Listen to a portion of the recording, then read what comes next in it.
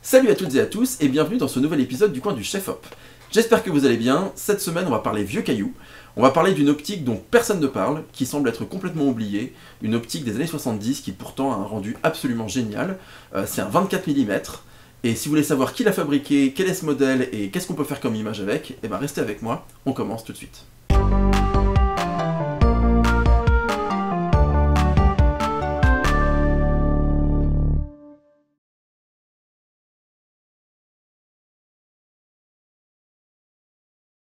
Alors cette optique, la voici, c'est un modèle 24 mm de chez Sigma, fabriqué en 1975 et qui s'appelle le Sigma-XQ Filtermatic Multicoated. Rien que ça, c'est une optique qui a été fabriquée en plein de montures différentes, en M42, en Contax Yashica, en Relais, en Nikon, en Canon FD, et c'est une optique clairement à la base qui est faite pour la photographie argentique. Cette optique, moi je l'ai trouvée d'occasion, elle était pleine de champignons, mais en fait elle a été assez facilement nettoyable. Et elle a un truc un peu particulier, cette optique, c'est qu'en fait elle a trois bagues. La bague de diaph, que vous connaissez évidemment, la bague de point, qui ne se présente plus non plus, et une troisième bague, qui est une bague de filtre. Cette optique, elle a le truc incroyable d'avoir des filtres qui sont directement intégrés dans l'optique. Alors il y a 4 filtres. Il y a un filtre Skylight. Alors le filtre Skylight, c'est une sorte de filtre UV avec une très très légère teinte magenta. Il y a un filtre 82C qui est un filtre pour changer de 400 Kelvin la température de couleur de votre image. C'est un filtre un peu bleuté. Et puis vous allez avoir un filtre orange et un filtre jaune qui vont servir notamment pour la photo en noir et blanc.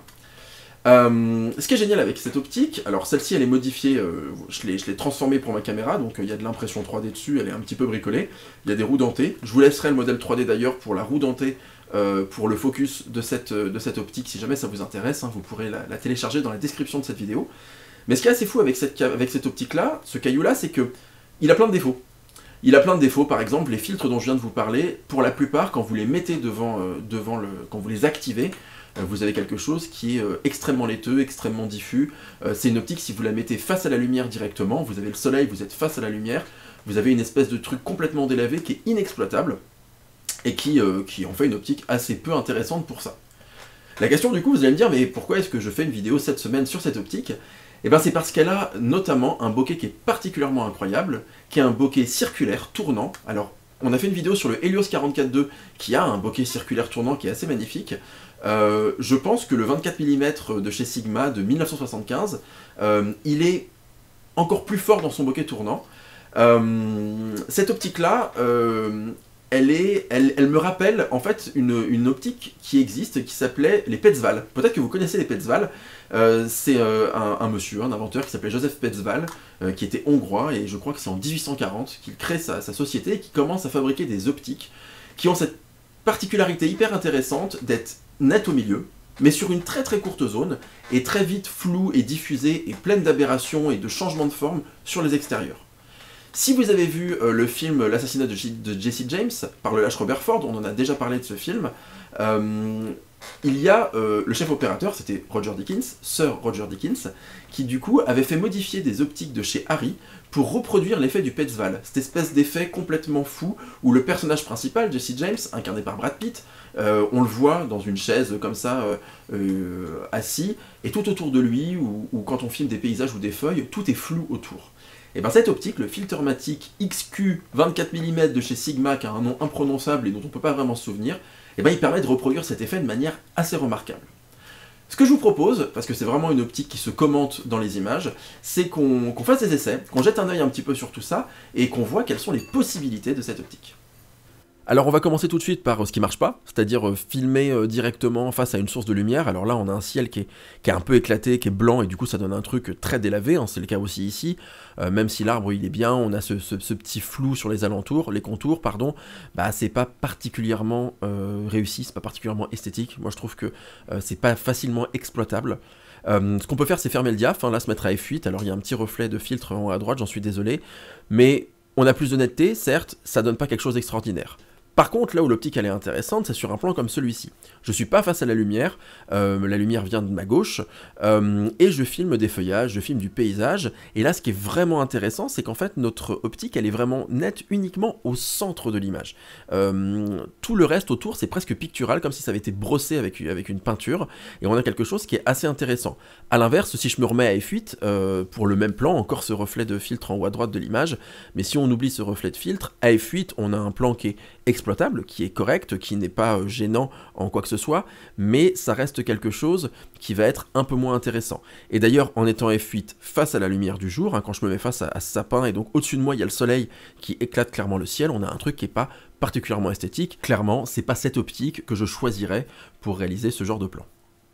Petite interruption très brève dans nos essais optiques, n'hésitez pas à vous abonner à cette chaîne, à liker la vidéo, à la commenter, à la partager autour de vous, et sans plus attendre, eh bien, on revient à nos essais du 24 mm XQ Filtermatic de chez Sigma. Alors là vraiment on en vient à ce qui pour moi est vraiment le plus intéressant dans cette optique, c'est ce bokeh tournant circulaire complètement incroyable.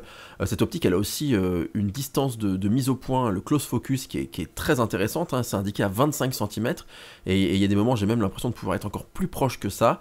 Ça donne vraiment quelque chose d'extraordinaire. Là on a le bleu du ciel, le vert en dessous, enfin là c'est vraiment intéressant. Il y a mon filtre 82C qui est mis dessus, donc c'est un tout petit peu bleu, mais regardez ça donne quelque chose qui est assez incroyable. On a ces fleurs, ces feuillages, etc. qui sont véritablement marqués, présents. Ça donne quelque chose qui est vraiment dans la peinture, c'est-à-dire que là on est dans quelque chose qui esthétiquement peut être un vrai positionnement fort. Là c'est pareil, je suis avec quelque chose où je pense que la brindille est carrément appuyée sur la mattebox, et on a véritablement une image qui est tellement intéressante que même si on retire le premier plan et qu'on va directement sur par exemple filmer voilà toutes ces feuilles sans véritablement faire le point, on a aussi quelque chose qui se défend esthétiquement. Donc après on peut faire le point, ajuster, etc. Mais il y a véritablement un positionnement artistique qu'on peut faire. Là on a quelques branches d'arbres qui sont filmées. Ce qui est intéressant, c'est comme je suis face à la lumière, l'effet est un petit peu délavé, et c'est pas forcément ce qu'on préfère. J'ai fait quelques tests aussi de nuit, avec une guirlande, notamment pour voir quelle était la qualité du flair de l'image, et c'est vrai que ce flair, il est assez fou, il est même particulièrement beau. Vous pouvez voir quasiment tous les blocs optiques, toutes les lentilles qui composent l'objectif, on les voit à travers le flair, et cette espèce de point un petit peu en croix, en étoile, il est vraiment très très beau, et particulièrement réussi.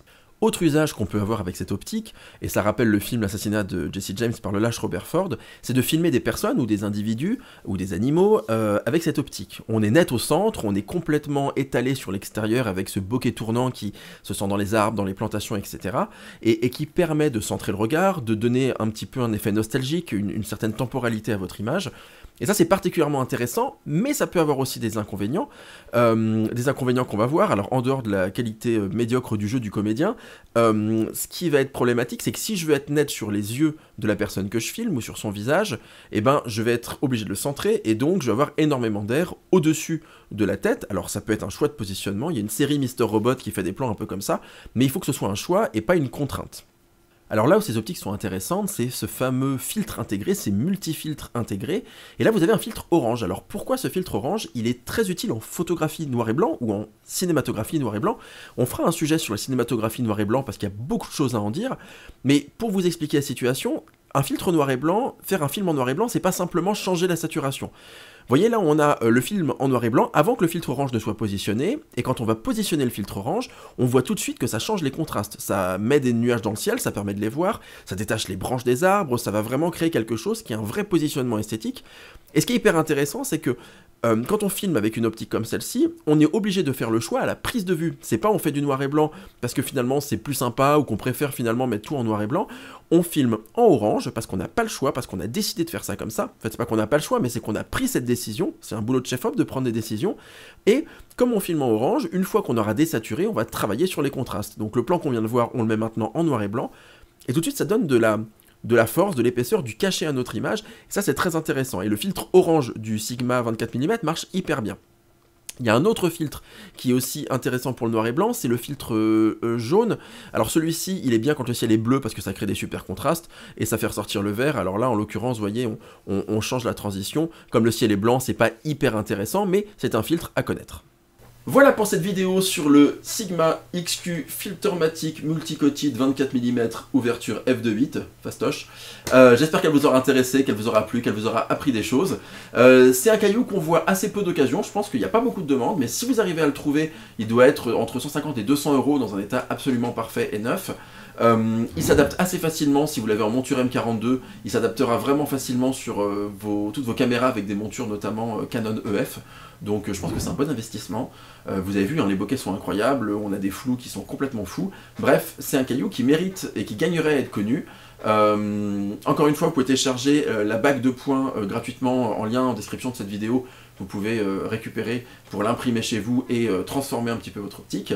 N'hésitez pas à liker cette vidéo, à vous abonner à la chaîne, à laisser des commentaires. On adore vos commentaires, on partage, même il y a plein de messages privés par le compte Instagram notamment, donc c'est assez chouette.